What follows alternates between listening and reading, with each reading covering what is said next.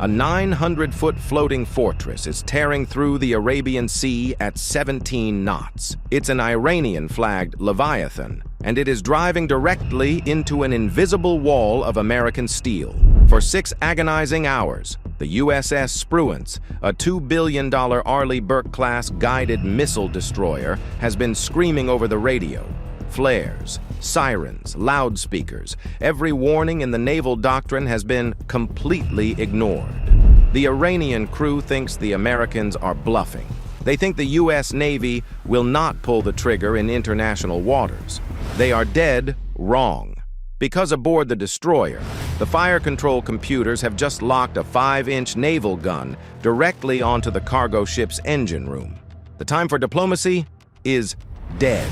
It's time for physics to take the wheel. Before we break down the terrifying mathematics of this surgical strike and the claustrophobic nightmare of boarding a massive container ship at sea, if you respect the cold, hard engineering of the United States military, tap that like button and subscribe right now. It secures our radar for more elite tactical breakdowns. Now, let's step onto the bridge of the Spruance.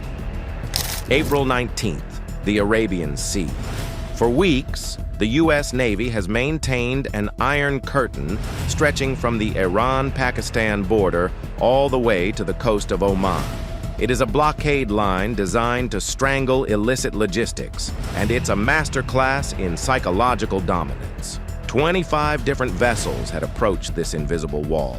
25 vessels looked at the gray hulls of American destroyers, did the math, and turned around.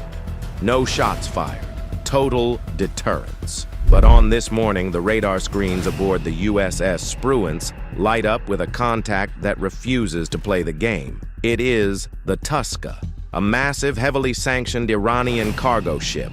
Nearly 1,000 feet of steel loaded with thousands of shipping containers from Shanghai. It's moving at a relentless 17 knots. Zero deviation, no course corrections. It is driving like a blind torpedo aimed straight at the restricted zone. On the bridge of the destroyer, officers run the telemetry.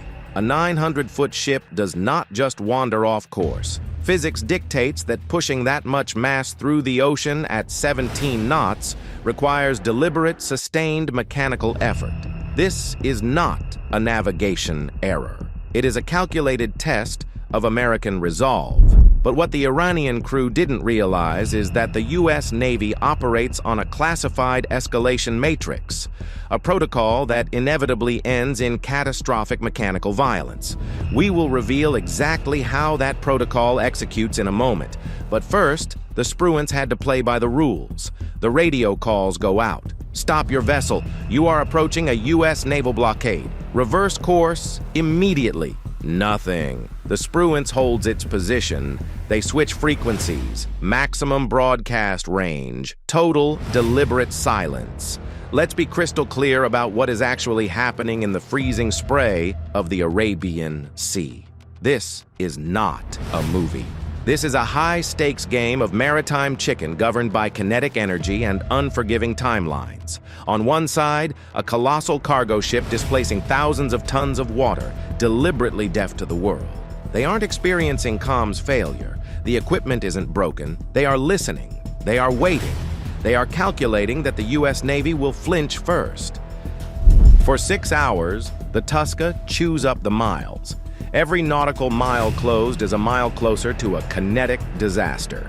At 13 hours and 8 minutes, the cargo ship's engines dial back. Speed drops from 17 knots to 6, but they do not alter their heading. They do not throw it in reverse. They are probing the perimeter, bleeding off speed just enough to see if the American rules of engagement will shift. They didn't. The USS Spruance does not retreat. It closes in. The time for radio chatter is over. The destroyer fires up its acoustic hailing devices, massive directional loudspeakers capable of shattering glass and disorienting crews at a quarter mile. Burning flares arc across the sky, leaving thick trails of white smoke, a universal signal that requires zero translation. Then, the final broadcast echoes across the water, calm, cold, unforgiving. Motor vessel Tusca, vacate your engine room. We are prepared to subject you to disabling fire. The U.S. Navy does not make empty threats as negotiation tactics. When that specific phrase is broadcast, diplomacy is officially dead. The trigger is already being pulled. Let me know in the comments right now. Would you rather be trapped in a sinking combat submarine or hiding inside a shipping container while a U.S. destroyer opens fire? Drop your answer below, because the physics of this standoff are about to get violently loud. The Iranian crew ignores the final whistle. They keep the massive propellers turning. The USS Spruance repositions one last time. This isn't a reckless broadside attack, it is surgical. The destroyer slides toward the starboard quarter of the Tusca, angling directly at the stern. They aren't targeting the bridge. They aren't trying to sink her. The target is the beating heart of the beast, the engine room buried deep beneath the smokestack and thousands of tons of cargo. Hit it wrong, the ship sinks. Hit it right, the ship dies. The Mark 45 5-inch naval gun is a fully automated, radar-guided dealer of death. It doesn't rely on luck. It computes wind, humidity, target speed, and Earth's rotation in milliseconds. Target locked. No hesitation, no second chances. Fire. 3 high-explosive rounds rip across the water at supersonic speeds. They slam into the Tusca's aft section with brutal, mathematical precision. Thick black smoke vomits into the sky. Inside the cargo ship, the massive diesel propulsion systems are instantly shredded into useless, burning scrap metal. On the Spruance's tracking monitors, the math tells the entire story. Speed, 17 knots, then 12, then 8, then 4, then 0. The Tusca is officially classified as not under command, a 900-foot ghost ship dead in the water, entirely at the mercy of the ocean currents.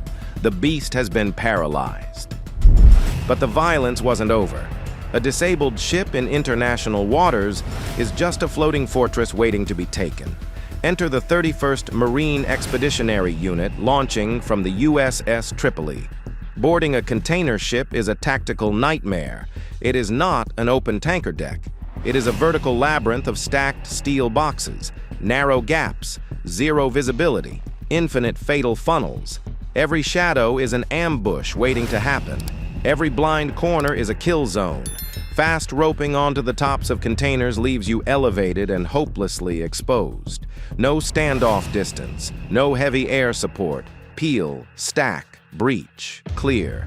The Marines flow through the vessel like a calculated virus, deck by deck, section by section. The Iranian crew, the exact same crew that stubbornly ignored 6 hours of warnings, suddenly realizes the math is no longer in their favor. Facing down heavily armed U.S. Marines in tight quarters, they surrender without firing a single shot. Control is absolute. The ship is secured. The crew is in zip ties. But the most terrifying question remains completely unanswered. The Tusca was running a ghost route from China to Iran, hidden behind a complex web of international shell companies. Thousands of sealed metal containers are sitting on that deck. You cannot rip open 1,000 containers in the middle of the Arabian Sea. The dark truth of what Iran was desperately trying to smuggle through that American blockade is locked inside those steel boxes, waiting for a secure port to be cracked open. The U.S. Navy didn't just stop a ship. They captured a massive floating black box. If you want to see exactly how U.S. Special Forces execute a flawless, brutal night raid on a hijacked oil tanker, click the video on your screen right now. The tactical deception is absolute. See you there.